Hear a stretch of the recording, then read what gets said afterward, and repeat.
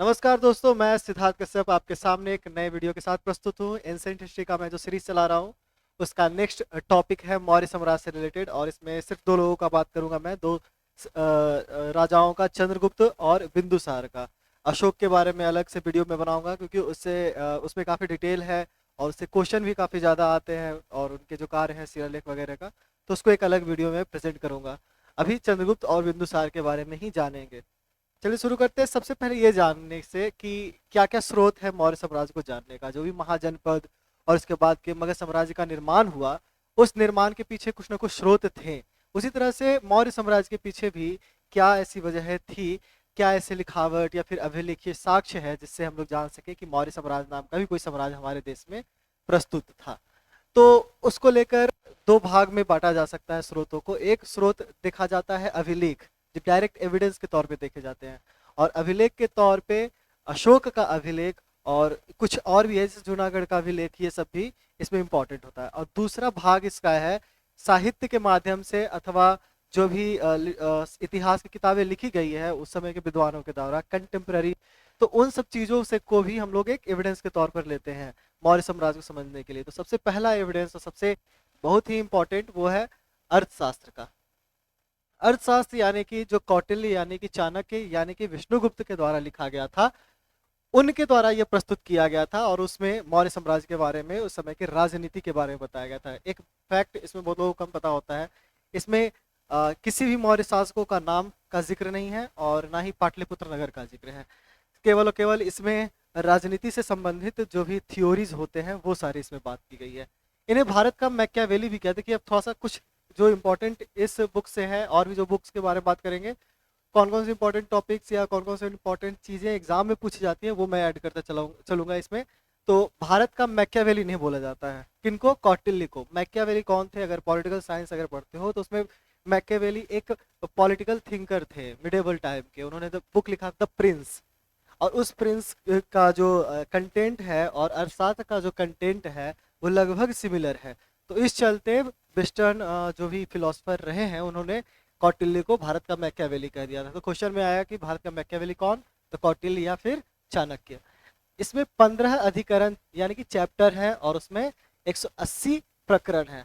Direct question आता है, one liner question, कि कितने प्रकरण कितने अधिकरण ये सब है, तो आपको इससे अंदाजा लग जाएगा। इसमें सप्तांग सिद्धांत के बारे में बताया गया है, यानी कि जो स्टेट होता है, जो राज्य होता है, उसका सिद्धांत, उसके कितने रूप होते हैं, उस रूप के बारे में सप्तांग सिद्धांत के रूप में बताया गया। मैंने बताया ना कि थ्योरी बताया गया, पॉलिटिकल थ्योरी, और वो थ्योरी क्या है? सप्तांग सिद्धांत है। इसमें एक और इम्पोर्टेंट बात आती है कि इसमें दासों का वर्णन किया गया है, और वो भी कितने प्रकार के? तो 9 प्रकार के। यानी कि दासों का वर्णन अर्थशास्त्र में है, जबकि अगर मेगास्थनीज में देखिएगा तो उसमें दासों का वर्णन नहीं है। तो यहाँ पर कंफ्यूजन ना होना चाहिए कि मेगास्थनीज में दासों का वर्णन नहीं है और अर्थशास्त्र में दासों का वर्णन है। नेक्स्ट में चलते हैं, और वो है मेगास्थनीज का इंडिका। ये भी स्रोत के तौर पर देखा जाता है। इसने पाटलिपुत्रा का वर्णन किया, जो समय मगध की राजधानी थी। किस तरह का वो राजधानी और किस तरह का उसकी विशालता है, इसके बारे में इसमें कहा गया है। 7 जातियों का वर्णन इसमें मिलता है और दास प्रथा के न होने का वर्णन मिलता है। यानी जातियों के बारे में इसमें बताया जा रहा है, 4 वर्ण हिंदू मान्यता के अनुसार। लेकिन मेगास्थनीज महोदय क्या बोल रहे हैं कि नहीं, 7 जातियां हैं भारत में। इसमें अकाल नहीं होने की घोषणा की गई है, लेकिन वास्तव में ऐसा है नहीं। एक लंबा अकाल का दौर भी चला था मौर्य साम्राज्य में, जिसके चलते भद्रबाहु और जो उस समय के एक संत थे, उन लोग के बीच में काफ़ी ज़्यादा टकराहट हो गई थी। श्वेतांबर दिगंबर में चीज़ें बट गई थी जैन धर्म का। तो अकाल का वर्णन इसमें नहीं दिया गया है। और इसने लेखन कला के बारे में भी नहीं बताया कि भारत में लेखन कला का विकास हो गया है। तो कुछ कुछ भ्रामक चीज़ें भी इसमें प्रस्तुत की गई थी। फिर देखते हैं कौन से ऐसे चीजें अभिलेख के तौर पर मौजूद है साक्ष्य के रूप में। तो रुद्र दामन का जूनागढ़ का अभिलेख। जूनागढ़ के अभिलेख में बताया गया है कि सौराष्ट्र क्षेत्र में चंद्रगुप्त ने सुदर्शन झील का निर्माण कराया था। ऐसे 4 शासकों का नाम इस सुदर्शन झील से संबंधित है। गुप्त शासकों का भी नाम संबंधित है और मौर्य शासकों का भी। तो चंद्रगुप्त के द्वारा सुदर्शन झील का निर्माण कराया गया था और रुद्र दामन ने उसका मरम्मत का कार्य कराया था, उसमें बांध वगैरह बनाया था। तो और भी इसमें ऐड होता है। नेक्स्ट चलते हैं, विशाख दत्त का मुद्रा राक्षस। ये क्वेश्चन प्रीवियस ईयर क्वेश्चन में बार बार आता है कि निम्न में से कौन स्रोत है मौर्य साम्राज्य को बताने के लिए। तो विशाख दत्त का मुद्रा राक्षस ऑप्शन में जरूर से जरूर रहता है। चलिए, चंद्रगुप्त के बारे में एक नया नाम इसमें दिया गया, वो है वृषल, और इसका अर्थ विद्वान लगाते हैं शूद्र के नाम पे। शूद्र यानी कि 4 वर्णों का सबसे नीचा वर्ण, वृषल के नाम से। यानी वृषल शब्द किस में दिखाया गया है, तो विशाखदत्त और मुद्रा राक्षस में। और मुद्रा राक्षस में प्रारंभिक जीवन के बारे में जानकारियां मिलती है चंद्रगुप्त की। चलिए, अन्य किताबों के बारे में देखते हैं जिसमें हम लोगों को मिलता है। तो मान लीजिए ऑप्शन में मुद्रा राक्षस नहीं है, इसके अलावा और भी कुछ चीजें दिया रहे, तो उनमें इन ऑप्शंस को खोजना है और इसको टिक करना है। परिशिष्ट वर्मन जो एक जैन साहित्य है। बृहत कथा मंजरी किन्होंने लिखा, तो क्षेमेंद्र ने लिखा। और कथा सरित सागर किन्होंने लिखा, तो सोमदेव ने लिखा। 2 चीज भी याद रखना है ना, किन्होंने लिखा और इसका संबंध किस चीज से है, ठीक है। और लास्ट है अशोक का विलेख, जिसके बारे में डिटेल से बात करेंगे नेक्स्ट वीडियो में। अब स्पेसिफिकली चंद्रगुप्त के बारे में बात करते हैं। इनका बहुत सारा नाम इतिहास में दर्ज है। यूनानी नाम क्या है, देखिए अभी क्या बात किए थे हम लोगों ने, मुद्रा राक्षस में वृषल नाम को दिया गया। यूनानियों ने क्या क्या नाम दिया, तो यूनानियों ने 2 नाम दिया था, एक सेंड्रोकोटस नाम दिया और एक एंड्रोकोटस नाम दिया। सेंड्रोकोटस नाम जो है स्ट्रैपो, एरियन और जस्टिन के द्वारा दिया गया है। और ये नाम मेगास्थनीज के इंडिका में भी वर्णित है। उतना याद नहीं करना, याद सिर्फ ये करना सेंड्रोकोटस किनका नाम था, वो है चंद्रगुप्त का। और विलियम जोन्स ने सर्वप्रथम इसको रिलेट किया था कि वो किस चीज से रिलेटेड है, तो चंद्रगुप्त से रिलेटेड है सेंड्रोकोटस नाम, ठीक है। और एंड्रोकोटस के बारे में प्लूटार्क ने बताया था। राज्यारोहण यानी कि इनका राज्याभिषेक कब हो रहा है, इनका राज्याभिषेक 322 ईस्वी पूर्व में हो रहा है। इस डेट पर थोड़ा सा ध्यान दीजिए, वो ये ध्यान देना है कि 323 ईस्वी पूर्व में किनकी मृत्यु हो रही है, मृत्यु हो रही है सिकंदर की। कहाँ हो रही है, बेबीलोन में, बताए थे मैंने पिछले क्लास में। बेबीलोन में इसकी मृत्यु हो रही है, और इसकी मृत्यु के जस्ट 1 साल बाद ही राज्यारोहण यानी राज्याभिषेक किनका हो रहा है, चंद्रगुप्त का। तो 1 साल के इंटरवल पर है। और ये इंटरेस्टिंग स्टोरी तो आप लोगों को पता ही है कि घनानंद उस समय का नंद वंश का शासक था, काफी ज्यादा कुख्यात था। चाणक्य का अपमान किया था, उसी अपमान का बदला लेने के लिए उन्होंने चंद्रगुप्त को अपना शिष्य बनाया, और चंद्रगुप्त के माध्यम से ही नंद वंश का समूल नाश कर दिया, और अंत में मौर्य वंश की स्थापना होती है। तो ये एक स्टोरी है उसके पीछे का। जैसे प्रारंभिक जीवन के तौर पर देखें तो वो राजकिलम नाम का एक खेल खेल रहे थे चंद्रगुप्त, विंध्याचल पर्वत के आसपास। तो राजकिलम जैसे खेल को खेल रहे थे, राजा की तरह निर्देश अपने दोस्तों को दे रहे थे, इससे काफी प्रभावित हुए। उस समय की विलक्षण प्रतिभा को चाणक्य ने पहचान लिया, तो उस चक्कर में उन्होंने 1000 कारशापन यानी कि पैसे से उसको खरीद लेकर और उसे तक्षशिला में 7 से 8 वर्षों के लिए शिक्षण मुहैया कराते हैं। सारे तरह की शिक्षा पद्धति उनको दिया जाता है, और उस चीज से वो प्रभावित होकर लास्ट में नंद वंश को समाप्त करने के लिए मगध में आते हैं। विजय यात्रा देखना है किस तरह से इनका रहा है, तो ये थोड़ा सा ध्यान देने वाली बात है। 4 स्तर पर विजय यात्रा होती है इनका, उन्हीं 4 स्तरों को देखते हैं। सबसे पहला आक्रमण, सबसे पहला विजय एक राजा के रूप में, एक सेना के रूप में चंद्रगुप्त मौर्य कहाँ करते हैं, तो उत्तर पश्चिमी इलाकों में करते हैं, जहाँ पर पहले यूनानियों लोगों का कब्जा था। वहां पर सबसे पहले वो पंजाब क्षेत्र को जीतते हैं और सिंध विजय करते हैं लास्ट में, यानी पंजाब और सिंध को सबसे पहले जीतते हैं। इसमें एक बहुत ही इंटरेस्टिंग स्टोरी ये है कि एक ऐसा बुक में लिखा गया है, परिशिष्ट वर्मन में भी दिया हुआ है और कुछ बुक में, कि रोटी एक बच्चा खा रहा होता है, तो वो बीच से तोड़कर खा रहा होता है, उससे उसका हाथ जल जाता है। तो इससे उसकी माँ बोलती है कि तुम भी चंद्रगुप्त के जैसा एक गलत काम कर रहे हो। वो भी मगध जीतना चाहता है लेकिन आसपास के इलाकों को नहीं जीतना चाहता। इस चलते अगर बीच को जीतना है, मगध को जीतना है, तो आसपास के इलाकों को जीतो। तो वही चीज था कि उसके चारों ओर यानी कि चौहद्दियों के जो भी क्षेत्र थे, उत्तर पश्चिमी इलाका, उसको सबसे पहले वो जीतने की कोशिश करते हैं और उसमें सफल होते हैं। फिर दूसरा विजय है ऑब्वियसली मगध विजय। मगध विजय किस तरह से होता है, तो घनानंद जो उस समय के नंद वंश के शासक थे, उनका सेनापति था भद्रसाल, उसको वो हराते हैं। और किसकी सहायता से लेकर, तो पर्वतक की सहायता से। ये पर्वतक के बारे में कहा गया है कि कश्मीर के राजा थे, और इसका संबंध बहुत विद्वान लोग पोरस के साथ रखते हैं कि ये पोरस ही था जो चंद्रगुप्त को मदद किया था। तो ये फैक्ट याद रखना है। भद्रसाल उस समय का कौन था, तो मगध का सेनापति था, जिसको चंद्रगुप्त मौर्य हराते हैं। नेक्स्ट में चलते हैं सेल्यूकस के साथ युद्ध, थर्ड पॉइंट।